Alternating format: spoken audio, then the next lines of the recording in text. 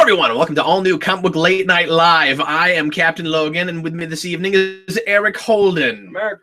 And I'm like McFarlane's Spider-Man. I thought you were Luke Cage. No, McFarlane. I guess McFarlane's Spider-Man. McFarlane's Spider-Man with my body.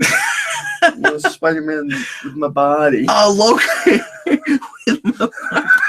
It's gonna be one of those shows, huh?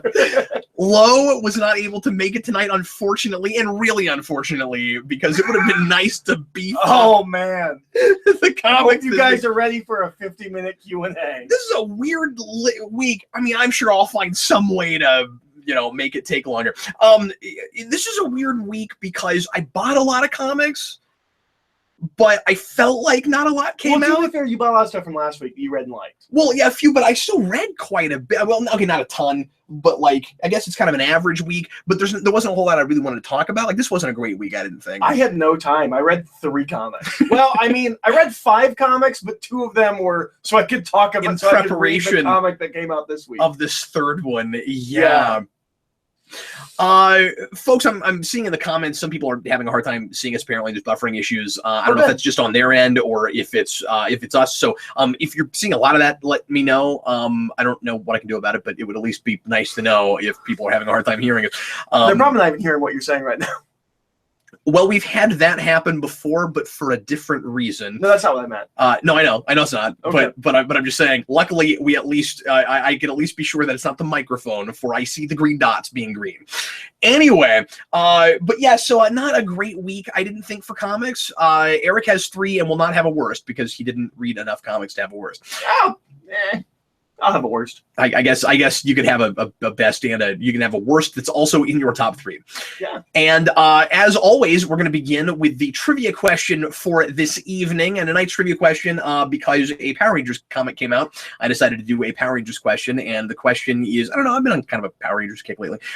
What is Kimberly from Power Rangers, Mighty Morphin? What is Kimberly's last name? Yes, we know she's a girl. What is her last? Which of the 2 wears a skirt? What is her last name? If you get it right first, this week you're gonna get a copy of what's a good Marvel? Any Marvel books this week? A couple, yeah. Inhumans versus X-Men. A choice between the Star Wars Annual and Inhumans versus X-Men. That's what it'll be this week. Whichever of those you want. Whoever gets it right first will win that, and I will mention that somebody already got it. Cool. So and the middle name. we've got somebody showing off. So I will write down that person's name and mention it at the end of the show. Congratulations to you. Okay. So now let's go into announced books. I didn't see a lot announced this week, and if anybody saw anything, I didn't. I scrolled for about 10 minutes and didn't find a whole lot. Let us know, especially during the open forum, and we can talk about things. But Eric, Frank Miller is talking about a real hush-hush book that he wants to do for DC. Is it TK4? No, it's not that. It's even another thing. And we know very little about this. This news just came out. He wants to do some World War II setting superhero thing. That's all we know about it. I wonder if he's going to do the Losers. I don't know. I mean, I think he's talking about mainstream DC superheroes in the 40s. Well, because the Losers was a Jack Kirby DC comic and then was completely remade. Oh, okay. As a Vertigo book. But there's another one. But here's the thing: I don't think it's that specific. It really sounds like he's just pitching something. Okay. Like I don't know, but he's just like, I'm obsessed with World War II and kind of want to do a book set there for DC. I kind of imagine it's. I don't know. I mean, I have no idea because we don't know anything about it yet. But I imagine it's probably liable to be more of like a. Of like a Justice League. What is that? What is that thing called? America. No, that's not what I was gonna say. I'm just not thinking of it. What is that? What is that period book that was turned into a DC direct-to-video movie? Oh, New Frontier. New Frontier. Yeah, I bet it's something more like that. Yeah. Oh, that'd be cool. It's like those characters, but set in the 40s. Because if it was specifically like, I don't know why you'd be hush hush about that. It seems like you just come out and say, I'm gonna do the Losers. Like, yeah. But it's probably gonna be like, or at least that's what I would hope it would be. Because Darwin Cook's take on that. It'd be cool to see Frank Miller do a thing like that. But that's a bummer. Frank Miller I was kind of hoping. When you say he's doing something for DC, I'm like, oh, I hope he does Jonah Hex. I want him to do a Western before he dies. Oh, really? Oh, I really want him to do a Western. Everything he does is a Western in a different setting. I want him to just do a straight up Western. Boy, that's a little depressing, right? Like, let's see what we can get out of him before he dies. But and I hate to say because this is morbid, but he's got to be thinking that, right? Like all of a sudden we're hearing, all the stuff Frank Miller wants to do, specifically at DC. Mm-hmm. He's got to be thinking that. He's got to be thinking I'm getting up in years, and we don't know how bad off he is health wise. When I saw him when DK3 came out, he looked a lot better than he did when Damned to Kill 4 Maybe he's come back from something. And the other thing is something no one will care about, but it was another thing I saw. They're doing a bunch of Rebirth one-shots in January, at least one of them kind of spinning out of Justice League versus Suicide Squad, which I just cannot bring myself to care about. Mostly because I heard nothing but bad things about Suicide Squad, and I read the Rebirth issue of Justice League and really disliked it. So I don't know if I'm gonna read that event or not, but anyway, I care about as much about that as I do about the death of Hawkman. You know how much I care about the death of Hawkman? Not even a little bit. Not even a little bit. No one cares about the death of Hawkman. That's why they had to call it that. Like that could have just been a Hawkman book in which he dies, and I know we never do this, but it had to be Death of Hawkman just to make it sound like I think maybe someone would care about, just because someone's gonna die, so at least it's gotta be like, it's gotta feel like there's scope and stakes. If DC like had a sense of humor, that book would come out, it would say Death of Hawkman, and then spray painted over it would be Who Cares. Maybe they're thinking no one cared about it. We were thinking that at the moment when Superman died in the 90s, a lot of people didn't care about him, and then he died and people cared. Maybe that's the strategy. That's not what's going to happen. No, it's not, of course. If anyone in the comments say they like Hawkman, they're lying. No one likes Hawkman. Don't do that. Some people kind of like Hawkman. I haven't ever been able to bring myself to care. I think Hawkman's one of those characters that as an auxiliary character, people like a little better. Like when he's with a team, sometimes he can be kind of cool. You mix him with a bunch of other people. Is one of, I think, the biggest characters that's just sitting there for someone to have a definitive run on. Oh, absolutely. Sure. He's just sitting there. I think Firestorm has the same thing. But I mean, Firestorm probably has more good comics than Hawkman. Probably. And he probably doesn't reboot and redefine his continuity every 4 months. And to that point, Mind the Gap has a really good point. And we're doing this with a lot of characters, not a lot, but with some characters in 52. We're really strategically moving things around so that DC looks like DC again. And this is part of that.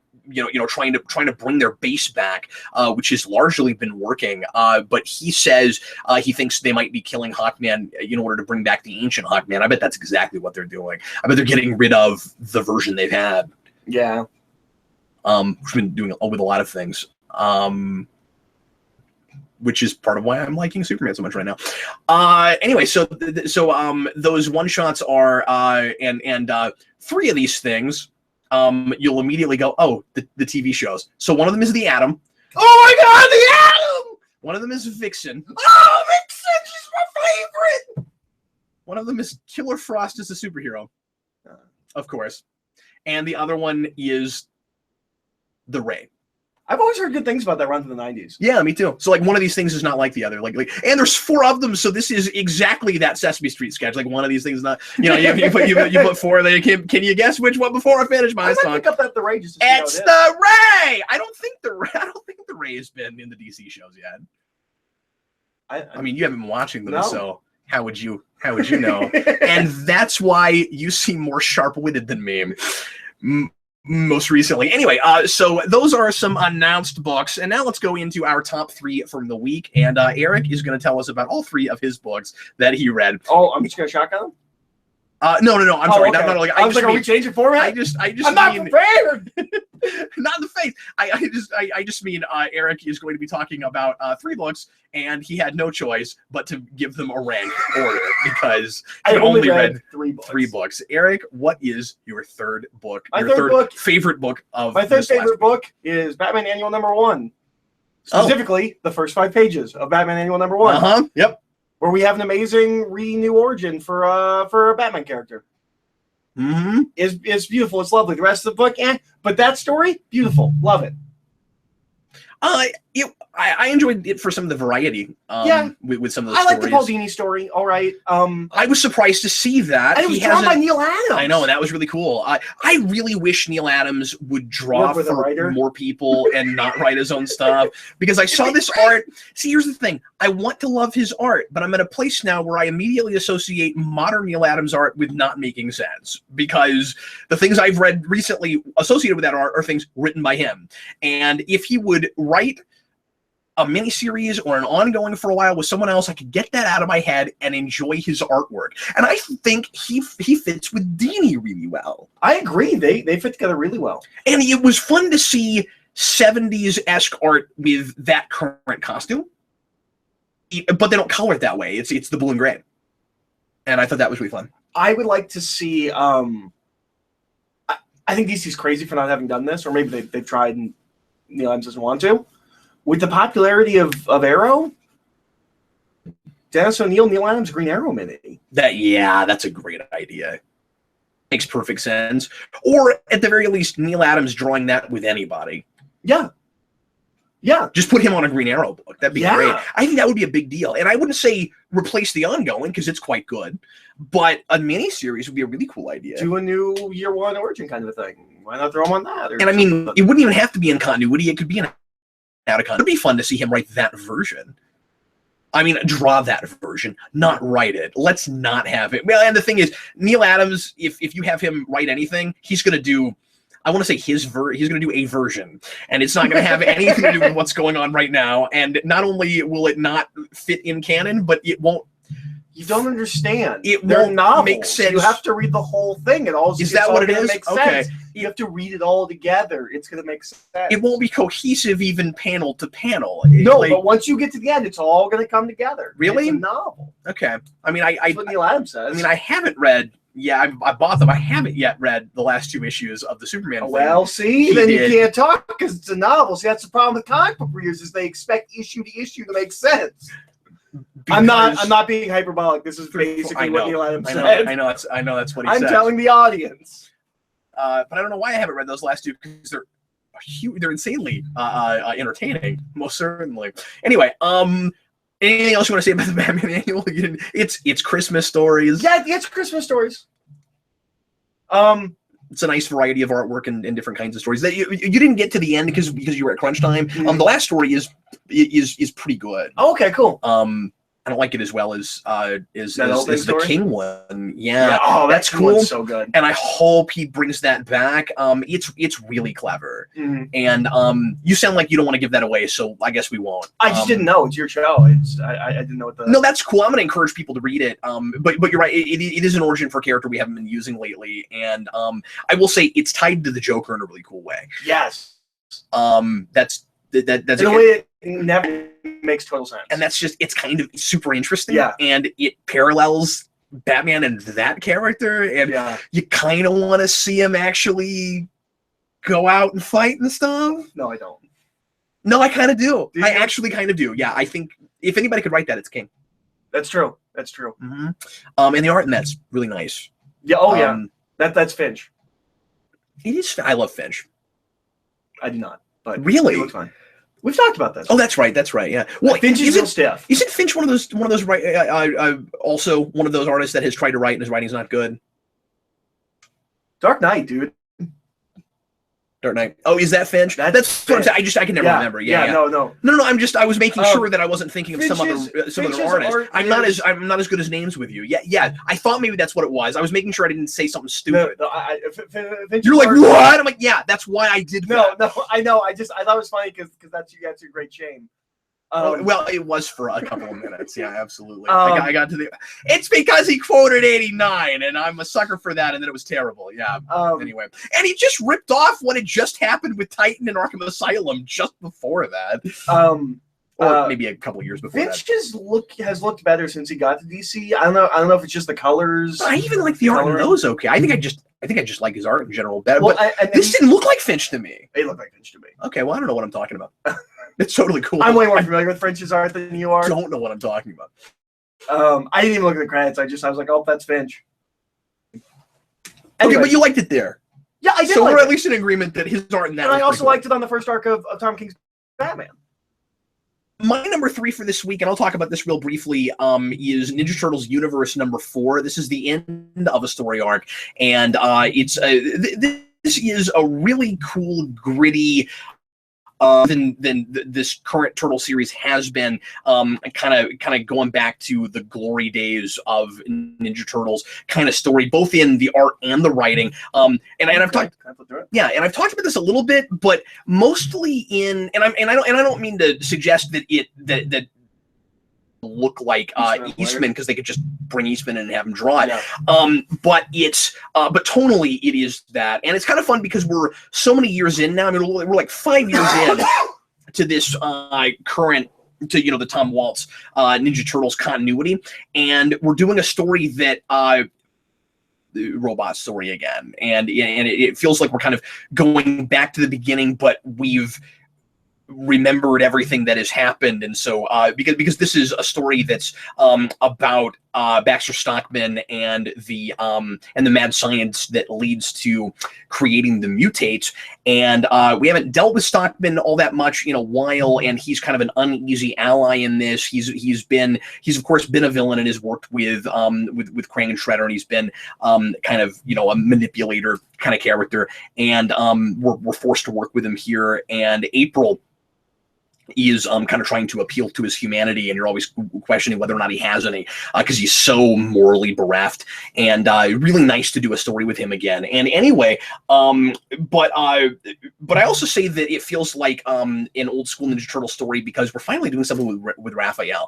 Raphael is the most shafted character in the Tom Waltz comics, which is somewhat surprising given that he's often the only character we do anything with, and I think that was kind of an overcompensation on Waltz's part. Not to say that we never do anything with him, but he seems to love Donatello, love Michelangelo, knows exactly what to take from the cores of those characters and bring them to the forefront to make them layered characters and do interesting stories with them. He likes Leonardo and gets thematic things to do with him before he gets character things. And then Raphael just, well, he has the bad attitude, and I don't want to just have him have a bad attitude all the time and never learn anything. So he kind of figures that out kind of quickly, and then is just kind of the most level-headed one a lot of the time. And here he has a good reason to get back to the kind of hotshot sort of character, and we do that with him again. He does have a little bit of a heavy-handed speech at the end of this that felt like an almost better written version of the 2014 speech,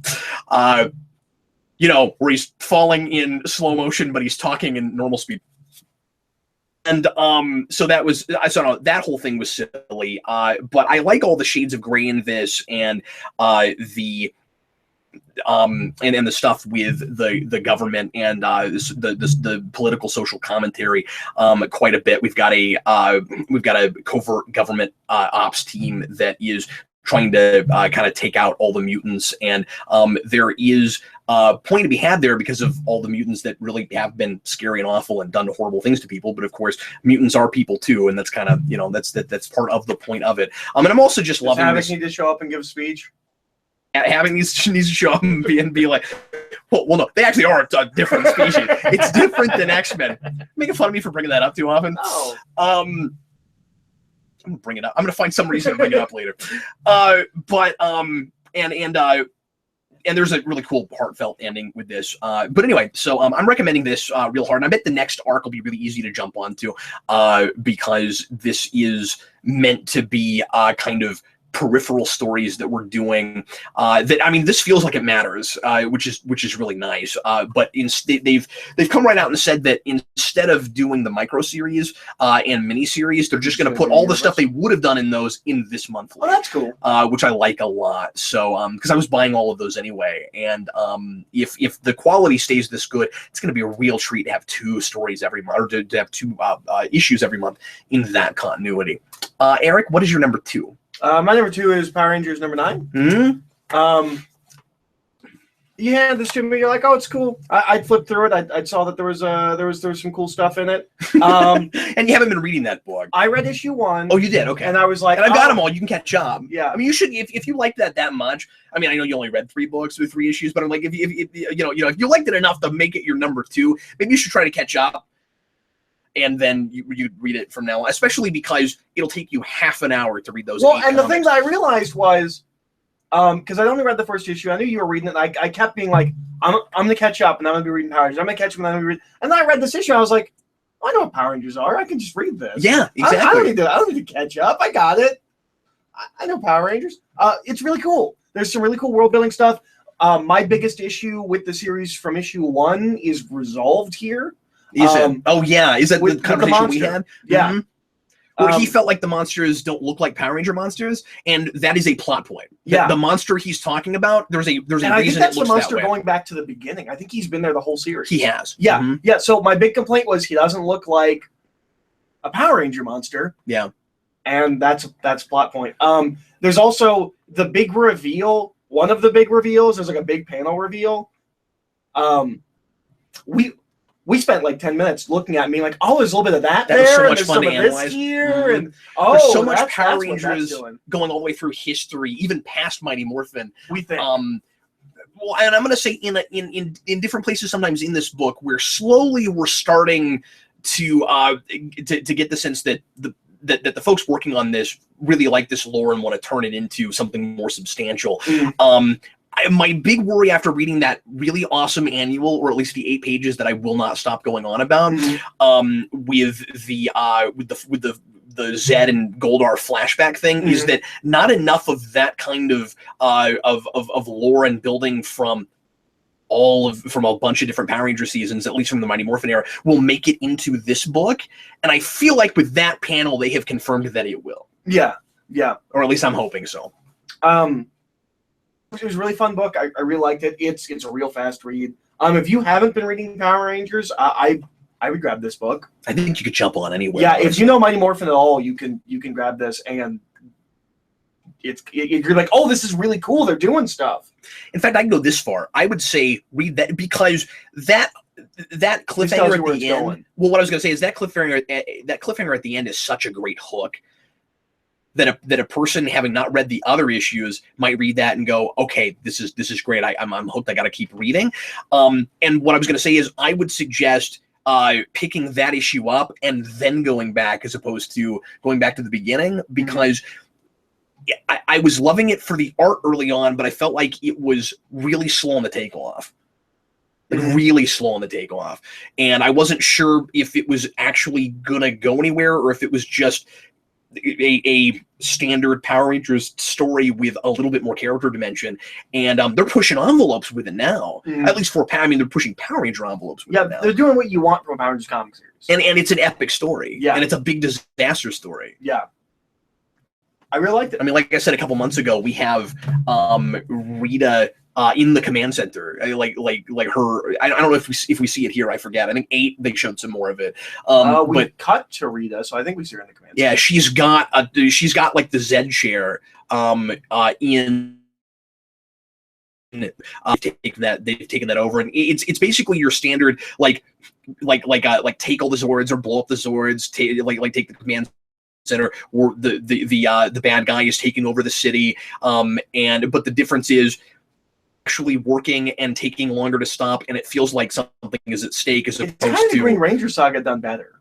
Well, and it's intentionally a sequel to the Green Ranger saga, because she's been in his head the whole time, and they're not sure they trust him, because this is like shortly after the Green Ranger saga, where they haven't even been friends with him very long, and they don't know if they can trust Tommy, and so that's cool. But it's that, and it also, except that they still have their powers. You see the cover. They're all leeching off of his powers right now, which is a really fun reversal, because like Tommy's whole character arc through season 2 is, oh no, I'm losing my powers because they're evil. What do I do? And I like having them all having to leech off his powers, and that's really cool. The reason we're talking about this is so long is because, of course, that's also on my list.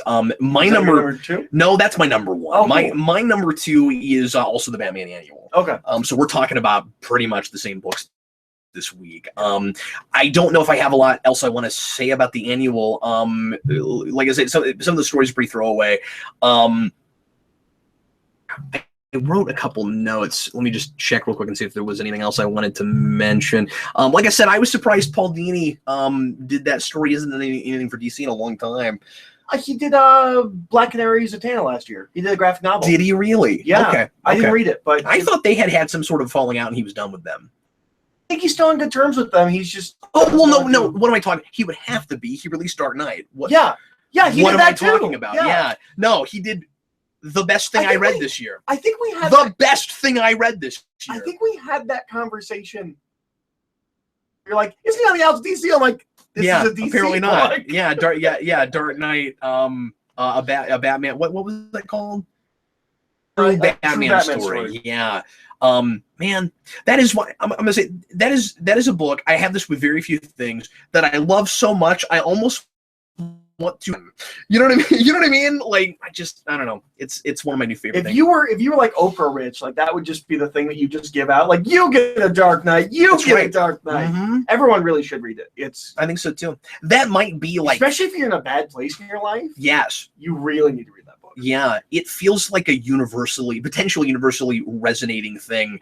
I want to say, you don't even have to be a geek. I don't know. I mean, just I don't know. You know, any kind of insecurity, I feel like it's kind of covered with that book. Yeah. I might give that to 12 people for Christmas. But anyway, Eric, what was your number one? My number one was the book I spent all day reading, or four. It's Seven to Eternity, number 3. I mean, I'm gonna do the thing you did with Ultimate. It's kind of for issues 1 through 3. Mm-hmm. This is the new Rick Remender series, and Rick Remender has this thing where Rick Remender knows exactly what I want, always. Every time he does science fiction, I'm like, oh well, this is exactly the kind of science fiction I want to be reading in comics. This is an epic fantasy series. It's the exact kind of epic fantasy series I've been waiting for my entire life. Like, it's not Tolkien. It's an epic fantasy series that is kind of completely its own. Like, certainly there's some roots. Like, there's a thing called a goblin and things like that. But it really is a fantasy series that feels divorced from Tolkien, but not in the way of Game of Thrones, where Lord of the Rings does this thing to fantasy, where all fantasy is either ripping it off or intentionally inverting it. The opposite of Tolkien. This isn't that. This is like a guy. It feels inspired by things like Final Fantasy and more non-traditional fantasy series. There's a dude with a shotgun in this. Some kind of gun. It shoots soul bullets. He fires this gun, which apparently has some of his brother's soul in it, and it becomes a bunch of birds that make people realize that life is beautiful. So it's confusing if you read it. So it's a pacifistic gun? That's what it seems to be. It's a gun. We only see it fire once, but that's what it seems to be. That's not violent. It turns people non-violent. Yes. Oh, that's really interesting. The whole series is really cool. I really feel like it's kind of a personal story. It's kind of talking about things in the world through a fantasy lens. And then this issue, off the rails. We have been building a story that you have seen kind of 1,000 times. Well, not exactly that, but there's a real distinct way you think this story is going to go, and by issue 3, we are completely going another way, and it's great. Entire issue coming. It's also, I think, an easier fantasy series for people that don't like fantasy to get into, because there's a whole group of characters. I think the titular 7, because it's 7 to Eternity. They're basically the X-Men. They're just people with powers. I feel like there's a strategy going on with fantasy and comics right now, trying to win people over who don't usually read fantasy things. Because I had that with Millar, with that book I can never remember what it's called, that I love. That's about people dying and going to another dimension. Capullo Draws the Afterlife? Yeah. Yeah, that's what we'll call it. I never remember it. Yeah. I wish that was what it's a really generic name, isn't it? I'm gonna start calling it that. Yeah, but it's it should be called something. No, it's what no, because that I would not. It's called Walking.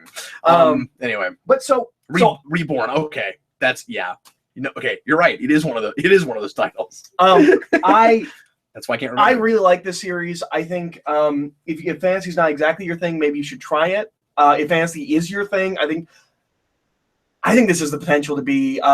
Because up until this point, I think my favorite fantasy comic is the Dungeons and Dragons series from a couple years ago, written by John Rogers, which is now collected as Fells 5, that has no ending.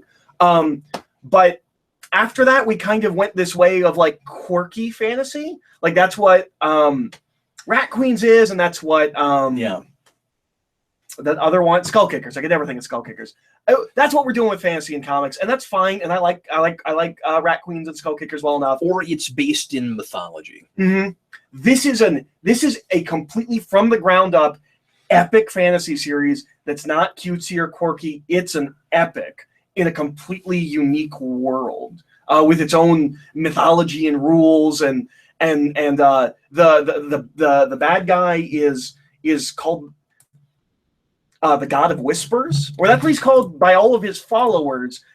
Everyone else, or the few people that still resist him, call him the Mud King. There's a lot of cool stuff with names and personal interaction. Like once you find out exactly how the God of Whispers works, it's really interesting. So yeah, I loved this book. I assume people are reading it because it's Remender, but Remender's also writing like 17 books a month, so yeah, I could see how it could fall into the radar. And nothing at Marvel. Yeah, well, and I was excited because he was finally not doing a science fiction thing. I love him doing science fiction. Mm-hmm. Well, I guess Deadly Class isn't science fiction either, but it was nice to see him.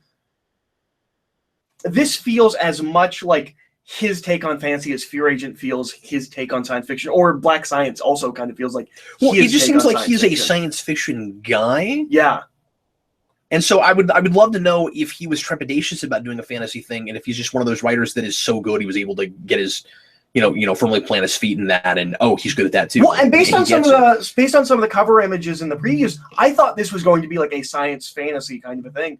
It's not. It's a full blown fantasy thing. So yeah, no, I was really impressed. That's cool. I'll ask you the question I often ask with a thing like that. Do you think I would like it? I don't know. Okay. I would like to see you read those 3 issues and tell me what you think. I think it might be character driven enough and an interesting idea enough that you could get past not liking fantasy. It looked wicked wordy. It is wordy. That's why it took me so long. Yeah. It's really wordy. That's all he did all afternoon. Yeah. Was okay. I'm exaggerating because you worked all day. I had like an hour and a half to read my comics, and I spent most of it reading issues 2 and 3 of that. Mm-hmm. Nathan Snyder says is asking if we could please get someone to write Daredevil that's not Soul. I'm liking Soul on that book. I read the first issue and liked it. I haven't read anything else. But I understand why some people aren't. I would love to know that folks that are really disliking him on that book, if they've read if they're reading the current arc, or if they're just basing that on 10 Fingers, because I think there was some growing pains with that first arc. Certainly, I think he's found his footing pretty well. Anybody but Wade at this point. I think he was. I don't feel that way. But, I know you don't, but I do. I haven't read one issue. Oh no, that's okay. That is a. That's okay. And you have more of a history of that character than I do, certainly. It's just not what I want. And I don't know. Seems to be more what I want. But to be fair, because I want to say like some of the dissension between fans on Wade, because that's a polarizing book. While it was going, I thought everybody was. I didn't think it was polarizing. I thought it was kind of universally liked, but it was. It's universally liked by the people who kept reading it, and some people read some of it, and didn't like it, so they quit reading it. Red Hulk's like that. Like when you got to the end of Red Hulk, everyone that was reading Red Hulk loved that book. Everyone else just dropped off. Which makes sense. Of course, that would happen. But what I was going to say is, and this happens in comics in a way it doesn't happen with like film franchises. But what I was going to say is, I want to say it's like people who have long histories with gritty Daredevil that don't like Wade, and people who don't have as much of a history that do. But Dan loves him, and we know how much of a fan Dan is of Bendis's Daredevil. So I guess it's not just that. Okay, so Dan loves everything. So let's go ahead and go on now to our anticipated books, shall we? Because my number one was Power Rangers, and we've talked about that quite a bit. Eric, what are your 3 most anticipated? Oh, you know what? Not anticipated books yet. We've got to do covers, and we've got to do worst book. Again, Eric didn't have a worst book because he didn't read enough stuff this week. My worst book was Batman Annual #1. Specifically the Scott Snyder story that I got to the end of, and I was like, well, what was the point of that? Like, it felt like it was supposed to be like Henry or something. Like, I don't know what I was supposed to get out of those 3 or 4 pages or whatever it was. Did you feel that way? What? The Snyder one. It was the second story. I wasn't sure what the point of that was either, except just for a minute, it's I don't Batman want to keep going... dogging on Snyder, but... Well, and that wasn't a poorly written issue. I just wasn't sure, or 5 pages. I wasn't sure what the point of it was. Yeah, because because it's basically, I'm not giving anything away for a thing anybody will care about, I don't think. It's basically, there's these people that look like they're leaping to their doom, and then it turns out that they're acrobats, and Batman smiles. And then because he thinks he's going to have to go stop some kind of a crime or something, and then that's all it is. And he's like, oh, cool, it's a peaceful night. And then there's a crime, and he has to go solve it. And then he goes and solves it. What am I supposed to get from that? He's a workaholic, but he can stop and appreciate the things, I guess. Sure. It didn't play for me. Okay, so yeah, that's my least favorite issue of the week. What's your least favorite issue? My least favorite issue of the week was Old Man Logan number 14. Oh, really? You were talking on Guardians. I thought it was going to be that. Well, Guardians was enjoyable. It's not for me, is the thing. Like, I don't like it. I don't like the tone of that book right now, or that issue right now. We're gonna try Grounded. That is kind of a prelude to Grounded. It doesn't call itself that or anything, but it is very much that, where you get a little bit of a sense of why the Guardians are going to end up being stuck on Earth. I'm not liking how Bendis is writing Spider-Man in this. Really? Yeah, you've got to read it. It's I've never disliked Bendis writing Spider-Man. It's too cutesy. It reads like it reads too much like the Ultimate Spider-Man cartoon show. Yeah, it's weird. It really feels. I'll say this. You're rolling your comic. I'll say it doesn't ruin it. I'll say this. It's not a long Spider. Does that buy? You're not okay. I was gonna say you're not a single issue reader, but then you're a collector. So why would you do that? Anyway. You gonna get the dog with it? I would or Eric. I would say that folks that were really on the Guardians is the cutest and funniest thing I've ever seen ever would be right at home here, and it feels like it's for that audience. It feels like it's for the mainstream kind of Guardians audience. It kind of reads that way. Mainstream doesn't ruin the things that I like at all. But I don't know. I mean, I'm reading that in a vacuum, so I don't know. Not the one you got stuck in, but just a vacuum. Anyway, so Old Man Logan number 14. I don't want to say a lot about this. I was bored. I didn't care. I think this is supposed to be partly setting up the monster thing they're doing, or if it's not, it's weird that this is about a bunch of monster characters. I didn't really care for the art in this all that much. What kind of monsters are in that? It's Werewolf by Night, and that's not what Monsters. Remember, I told you Monsters Unleashed is like the big Kirby Ditko. Okay. Marvel. See, I don't know, and they're not saying that that's what it is. I know there's a monster thing coming, and it seems like it's all giant monsters. And it's weird because, I don't know if I'm looking at this again. Well, and this isn't a interlude story. This is starting the next arc. And I don't want to be in this. Is part of the deal. That sounds like what I want to be. If it was just an interlude story, maybe so. It's not what. Because that's when I heard the title Monster Unleashed, I was like, oh man, it's gonna be Dracula and Werewolf by Night, and I'm so excited. But it's not what I've loved for Old Man Logan is the thing. Yeah. Like, this is maybe okay if it's a monster book where he shows up. Like, I almost wish this was the monsters have a book and Old Man Logan shows up in it, because I mean it's also not Sorrentino anymore. Oh, is so it doesn't not? Look like that. Yeah, it looks like a Werewolf by Night book. I mean, like, this is the art. And I don't I mean, like I dig that it. art. It's not Sorrentino, but I dig it. But I don't like it for this. Sure. I mean, maybe it'll win me over. But then, and again, I'm hoping I'm not giving away too well. And then also Jubilee Vampire, and I've never cared about that.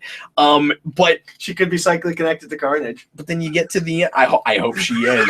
I mean, I will give it that having Wolverine have to try to go save Jubilee is a really good idea, because he murders her in Old Man Logan. Oh yeah, in the panel that made me laugh for 5 straight minutes in a video when I did not realize that she was the character that it took Wolverine hours to take down for some reason. Oh boy! But hopefully I'm not giving away too much when I say this. But you know, sometimes you'll get to the end of an issue and at the bottom it'll have some like cutesy subtitle or something. Like, usually it's not the name of the title of the next thing, but it's like they try to be catchy to get you to come back. Mm-hmm. Next, Old Man Logan versus Dracula: Dawn of Justice. That book. That sounds like everything I want in life. I didn't need that. See, so I'm gonna read that issue, man. So I guess and that would have gone in your top 3, and then it would have been my worst book. And, that would be great. It's a taste issue, certainly. Different opinions. I don't even think that's. Let's punch each other in the face. I also was not a big fan of Inhumans versus X-Men number 0, but nobody's shocked by that. I'm more intrigued than I was reading Death of Axe, but I don't know. It's I don't care. I'm not going to talk about it right now. Let's cover the week. Cover the week.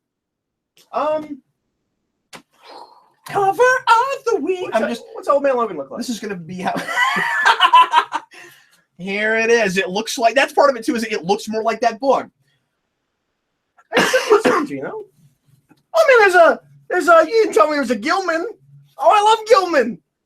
I'm not a monster guy, dude. I don't know. He looks like a creature from Black Lagoon. Yeah, sure. Which, when you don't want to get sued, is a Gilman. No, that's true. But I just, I wasn't going to like freak out and get excited about that. He's my favorite.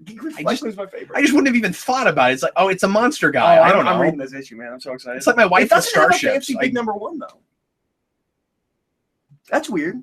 That is weird. It should. No, you're right, because they're just right at the end of their. I mean, the first 13 issues are pretty much just one big story. That is kind of surprising. Okay, I'm just gonna do 7 to Eternity number 3. Okay, you gonna show the? Well, I didn't know if you wanted to go first. No, I was waiting for you. Okay, yeah, it's a group shot of those like kind of fancy X-Men characters, and you should like it because there's a big dinosaur guy who has a steel jaw that is a teleporter. When people go in his mouth, it teleports them. Oh, that's cool. Yeah, I like that. For me, this week it's kind of a tie between.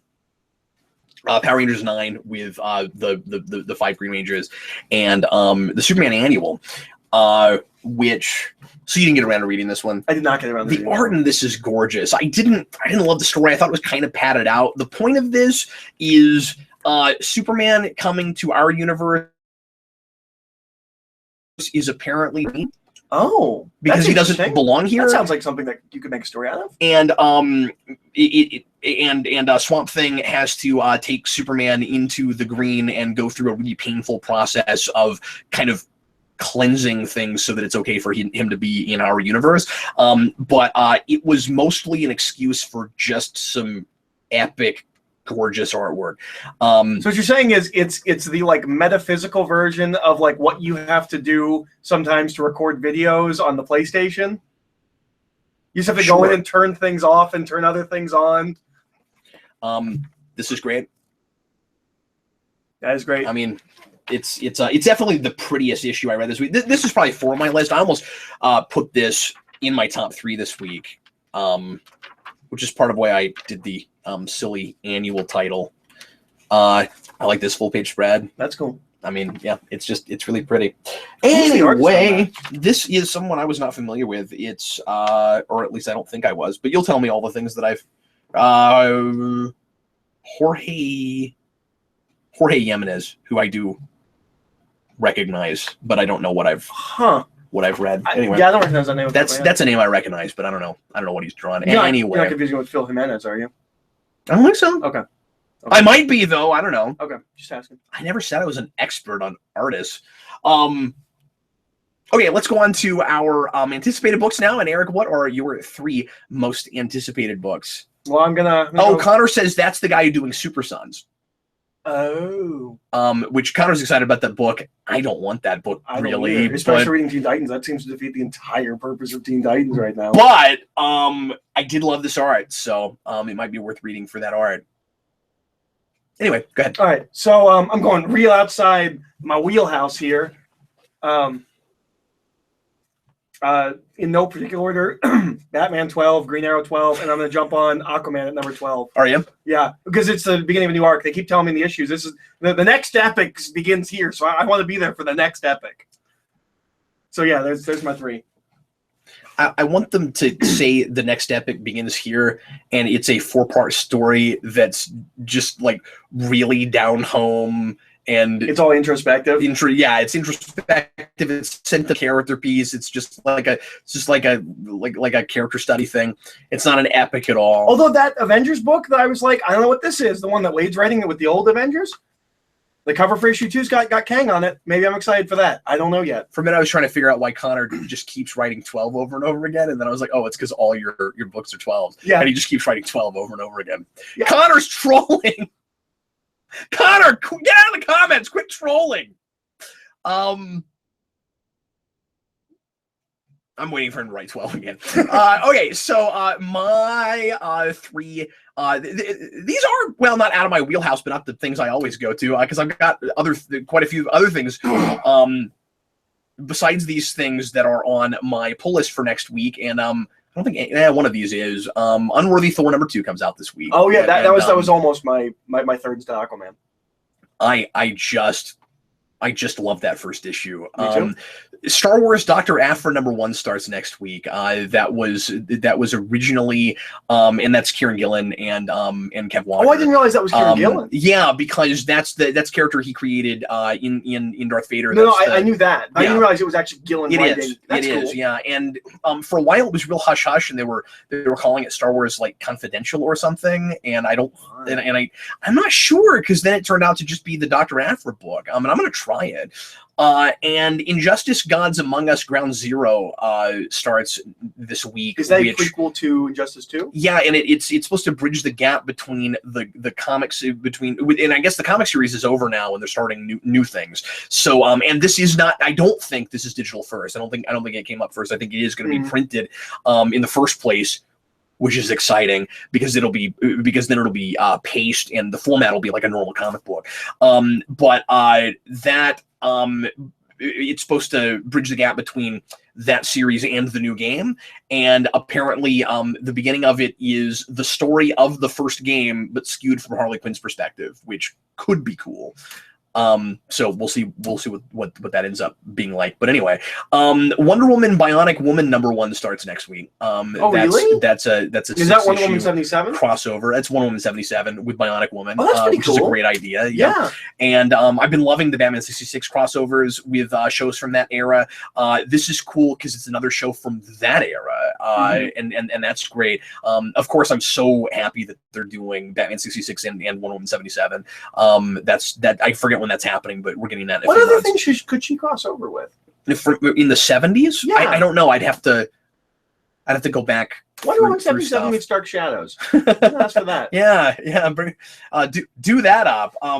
But like Batman keeps crossing over with spy shows, and I think Wonder Woman could do that too. Well, I think a lot of the stuff he's crossing over with is that mod 60s pop kind of thing, like it is from Uncle and Avengers. It is, but at least 2 or 3 of them have been spy things.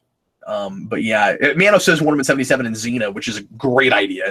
But I'm just thinking of other like 77 or 70s around that shows, because that's all they've done so far, crossing things over. Obviously, we're breaking that mold, putting Batman 66 and Wonder Woman together. Is that a thing that's happening? About a minute ago that we're doing the Batman 66 Wonder Woman 77 crossover, and I'm excited about that, and I don't know when and I don't know how many months we have to wait for it, but I think you said Wonder Woman Bionic Woman crossover. Yes, that's this week, but I also, as a footnote, was saying I'm very excited about these crossovers. Okay, I'm lost. I'm dumb. These crossovers have been cool. They're about to do what should be the best of them. I'm really excited about it. Clone Conspiracy #3 comes out next week, or this week, and we've weirdly been liking that, so I'm excited about that. And Dark Horse, of all things, and I don't know how they got the license to do this, but Dark Horse is publishing 2 Star Trek coloring books. They're doing TNG and TOS adult coloring books, and I will probably buy coloring book came out. At least one of those. There's some Tarantino pages in there. What are you talking about? The Green Arrow coloring book. Oh, the coloring book. Yeah. I'm sorry. I thought you said comic book, and I was what Green Arrow comic book? The Green Arrow coloring book. Yes, and it looks great. Yeah, it does. It really does. There's some Neil Adams in there. There's some Phil Hester. There's some Tarantino. Oh man, the Flash one is great, and the Supergirl one is really cool too. Anyway, the Doctor Strange one is cool. That's not DC, but the Doctor Strange one is really cool. So the answer to the trivia question was Hart. Kimberly's last name is Hart. Her middle name is Anne, which Orpheus felt the need to show us his amazing Power Rangers knowledge and tell us that. So Orpheus gets one of those two comics, whichever one you'd like. Just send me a personal message either on Geekvolution or YouTube, and I will make sure and send you that. And now for the next few minutes, we're going to see. It's not 50 minutes of open forum. We managed to stretch that out a little bit, and most of our books were the same this week. What if Kimberly's name was Wolfram? Wolfram, yeah. Or what if that was Tommy's last name and they got married? Yeah. So go ahead and start leaving comments and questions if you'd like to. Anything about current comic stuff, superheroes, anything of that nature. Let's try to keep it comic book related if we can. And we will talk to you folks, let you steer the conversation for a little bit here. Azim wants to know if we have ever grown disillusioned with a certain character or genre trope in comics. A character trope? A character? It says a character or genre. He might have meant character or genre or trope. I'm not sure. But I mean, I certainly have I don't know, with like a whole character where you're just like, oh, that whole character is not cool. I had that with New 52 Green Arrow. I mean, even when but that's that version of it, right? Well, but I didn't know that at the time. Mm-hmm. For all I knew, that was Green Arrow moving forward, and he still is. They just remade him into real Ollie. Connor's question is 12. I have gone back and forth with, of course, with both alternate dimensions and time travel. I hate them both. Sometimes I get so excited about it, and sometimes it's just the worst crutch ever. When I was a kid, the multiversal crossover was both between things of different companies and also just there's another universe and people come in from it, or we're merging universes, that kind of stuff. That was always such a novelty for me. It always felt like a big cool premise that you try to get your head around. And I think disillusion is maybe not the right word. I still get excited about. I tend to write alternate dimension a lot in my own fiction, but I think, again, I don't think disillusion is the right word, but I think the problem is it's not.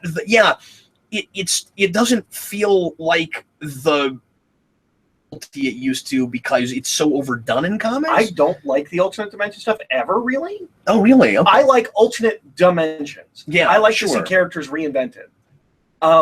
It's one of my biggest things with Miles Morales now, where I'm like, I'm not going to see ultimate versions of all the Spider-Man villains anymore. Like, I like seeing that. The best thing about Spider-Man Noir is you get to see these cool new versions. I like that.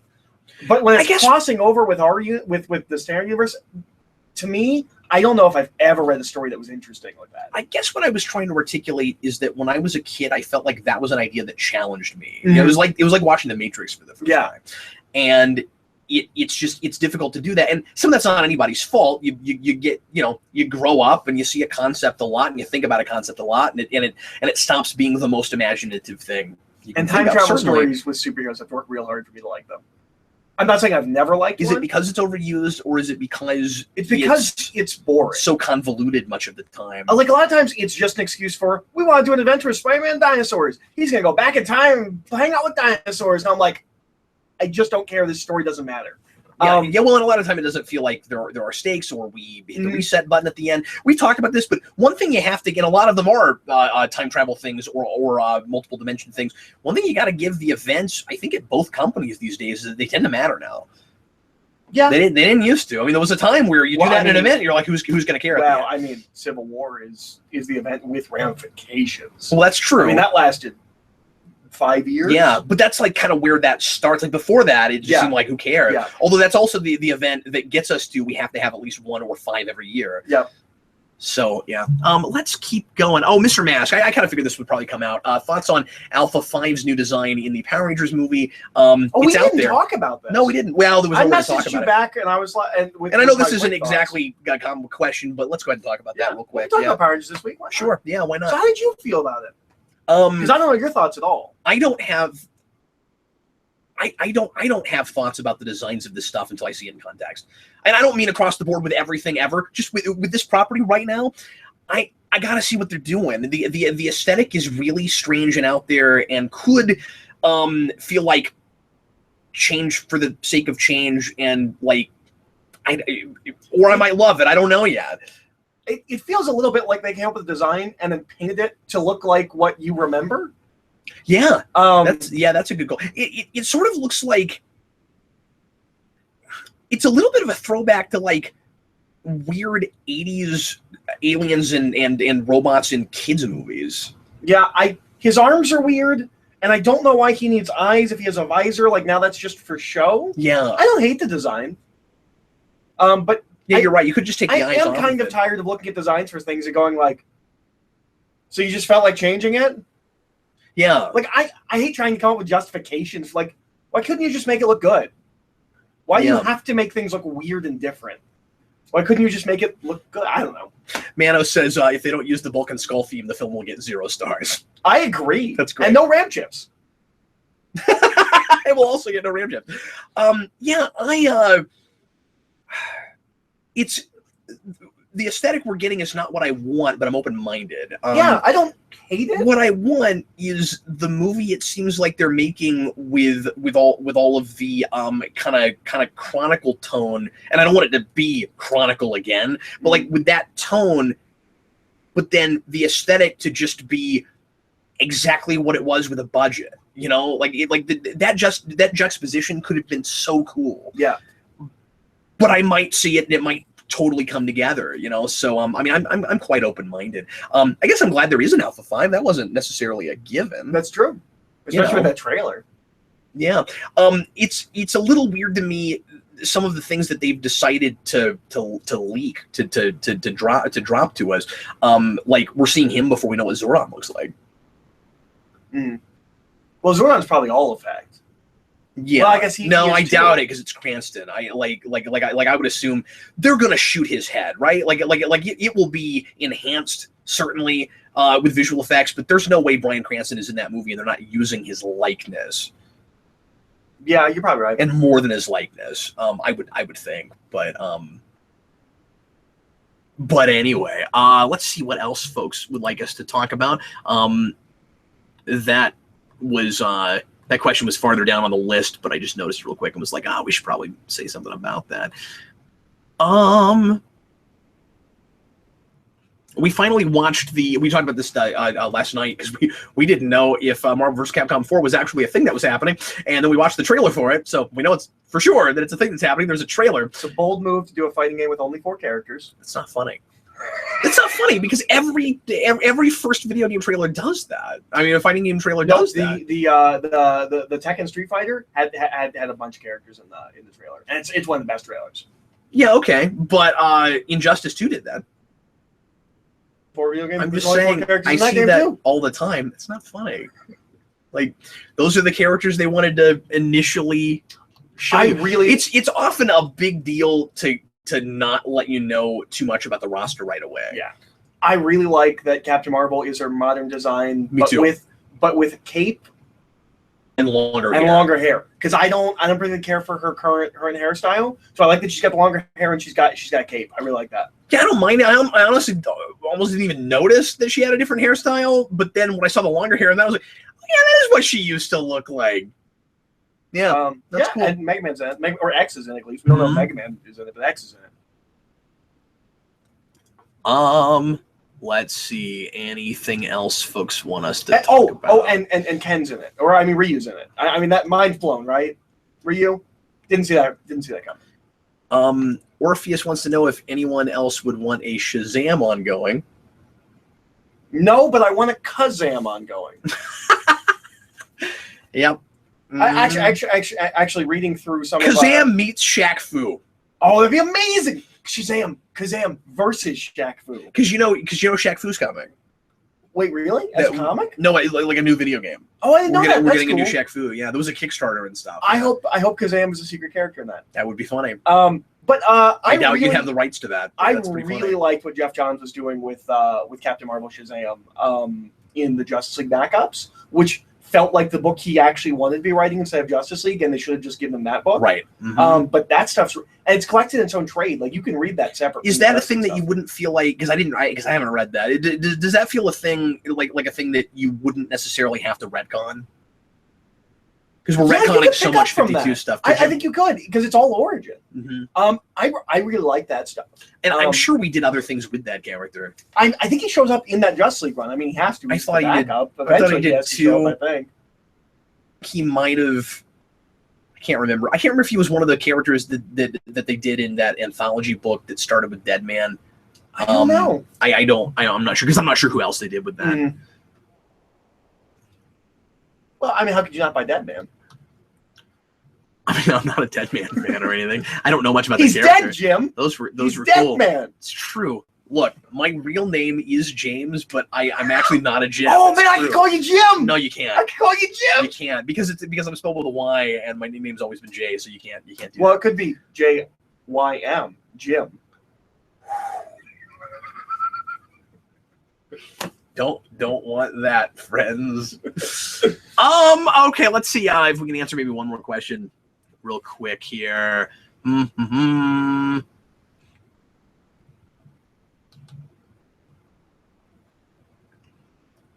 This is riveting entertainment. Not seeing any other questions. Oh, here's one. Philip Kelton, would you watch Jay and Silent Eric Strike Back? That's great. Would you watch satire Batman show, a satire Batman show, where Batman is a kid, but the stories in the world works the same as if he wasn't? What? Oh, we're Batman's pitching us? Yeah. So we have a kid Batman, but we pretend like he's not a kid. So he's like played by a kid, and then everybody acts like he's. Sounds like a fun idea. I don't know. That sounds like a one shot. I don't know that you could get. I don't know that that's got legs for a series. What I want, and I really mean this, after the after the fantasticness that was Return of the Caped Crusaders, which I was looking forward to and was so much better than I could have imagined it would have been. We've had this conversation. I feel like you could do a remake of that show. It, and you could rebuild those sets, and you could do that. I don't know if you would want to try to make it look like the 60s again, or somehow modernize it. But I don't know how that show works with modern technology. But you do that. Just bring it back and find somebody that. Batman has a cell phone. It's red and it blinks. Oh yeah, great. But yes, I love a satirical Batman show. And I think you can get away with it now. I really do. Yeah. But you gotta wait till Gotham ends, because it is already that. Just darker. Just mortifying. Yeah. Well, folks, that's going to be it for us tonight. Thanks so very much for watching, and we will see you again next week. As I said, Lo's not going to be with us for the remainder of this month, and I don't know if we're going to go through the whole month, or maybe a week or two toward the end of the month where we're not able to be here, of course, because of holiday festivities and such. But anyway, we'll see you again next week. We'll also see you on Sunday night, if you can make it, for Geeks Not Nerds Live at 8 p.m. Central Time, where we'll answer another fascinating, I'm sure, question. And in the meantime, Captain Logan. I'm Eric. And we'll see you again next week.